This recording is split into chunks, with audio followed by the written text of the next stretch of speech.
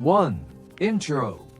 What if I told you there's a Stoic trick so simple, it can silence almost every fear you carry? Marcus Aurelius used it in the middle of war, yet you can use it today in traffic, at work, even at 2 a.m. when your mind won't shut off. Before we dive in, hit subscribe to Legacy of Thinkers so you don't miss the rest of this Stoic series. 2. The problem.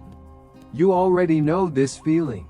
You're not in danger, but your body thinks you are.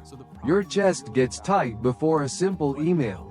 Your heart races when a message says, "We need to talk." You lie in bed replaying one awkward sentence from 3 days ago, as if it could destroy your whole life. Your mind builds entire worst-case movies from almost nothing. What if I lose my job?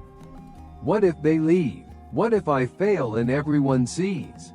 The real world is quiet, but inside, it's loud. And the cruel part is this: you're not just afraid of what might happen, you're afraid of your own thoughts. Fear stops you from sending the application, from having the hard conversation, from taking the next step.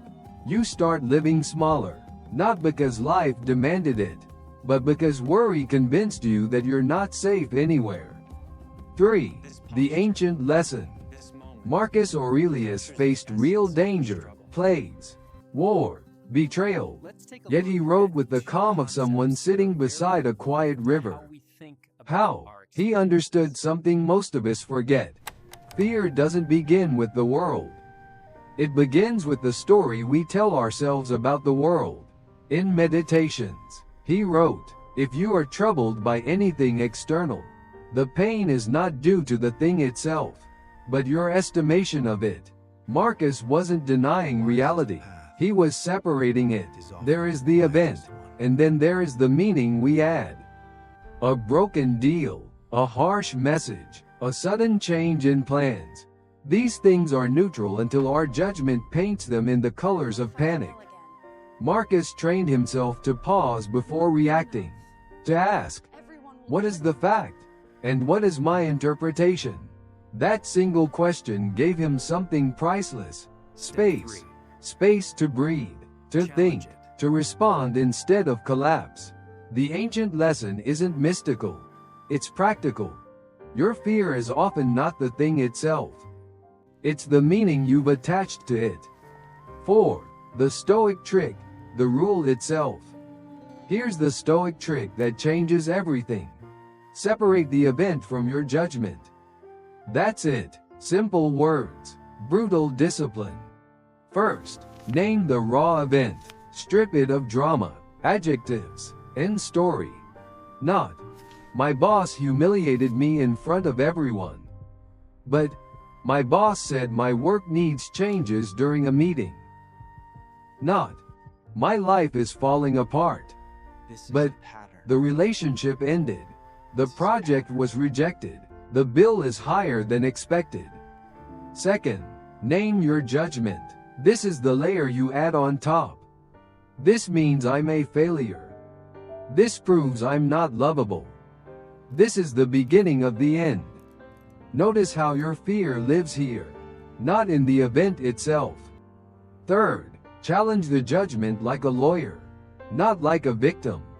Is this the only possible meaning? Is there any evidence I'm ignoring? What would a calm, wise person see here instead? Marcus would ask, "Is this truly a misfortune, or just something inconvenient that I can respond to with virtue?" Fourth, choose a cleaner, more accurate sentence. Instead of, "This is a disaster," try, "This is a problem I need to solve." Instead of, "Everyone will judge me," try, "Some people may notice. Most will move on." Instead of, "I can't handle this," try, "This is hard, but I've handled hard things before." The trick is not positive thinking. It's clear thinking. You're not forcing yourself to be happy. You're forcing yourself to be honest. When you do this in real time, email by email, message by message, moment by moment, you'll notice something strange. the event stays the same. But the fear slowly starts to lose its voice. 5. The modern application. This Stoic trick isn't meant for monasteries, mountaintops, or ancient emperors. It's meant for Tuesday mornings, overflowing inboxes, late night overthinking, and the 1,000 tiny moments where fear tries to run your life. Think about the last time you spiraled over your health. One sore muscle becomes, what if it's something serious? A late test result becomes, what if there's bad news? The event, a sensation in your body. The judgment, a catastrophic story your mind invented. Or relationships. Someone replies slower than usual and suddenly your brain writes a whole tragedy. They're losing interest. I said something wrong. It's over. But the event is simply a delayed message. Nothing more. Finances, a bill arrives, a number you didn't expect. The event is neutral, just digits on a screen. The judgment is where panic lives. I'll never get ahead. I'm falling behind. Everyone else has it figured out. Even your future. The one fear loves the most. A change at work, a new responsibility, an unknown path. The event is uncertainty, which is normal. The judgment is doom. I'm not ready. I'll fail. This will ruin everything. When you apply the Stoic separation in these moments, you regain power inch by inch. You stop treating your thoughts as prophecies and start seeing them as possibilities. You stop assuming the worst and start dealing with what's real. The fear doesn't vanish instantly, but it shrinks. It softens. It becomes manageable. And slowly, you begin to realize something almost unbelievable. Most of what terrified you was never actually happening. 6. Stoic reflection. When you look at Marcus Aurelius through this lens, he stops being a marble statue and starts looking a lot like you. No, you're not leading an empire or commanding armies, but you are fighting invisible wars every day, in your inbox, in your relationships, in your own head.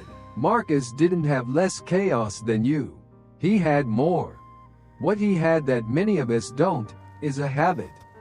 The habit of catching his judgments before they poisoned his mind. Of asking, again and again, is this truly bad? Or just uncomfortable? Is this fate attacking me? Or just life happening? That's the heart of Stoic reflection. Not pretending things are fine, but refusing to suffer twice. Once from reality and once from the story we tell about it. When you pause long enough to see that difference, you're no longer just reacting. You're choosing. 7. Closing.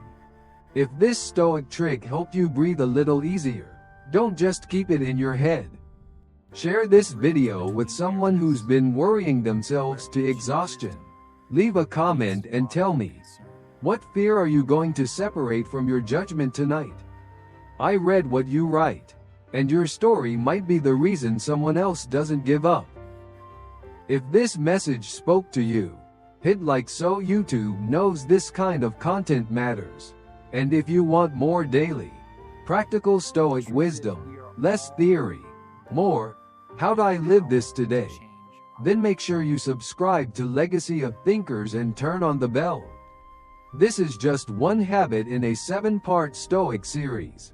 The next ones will take you even deeper into a quieter, stronger mind. I'd love to walk that path with you.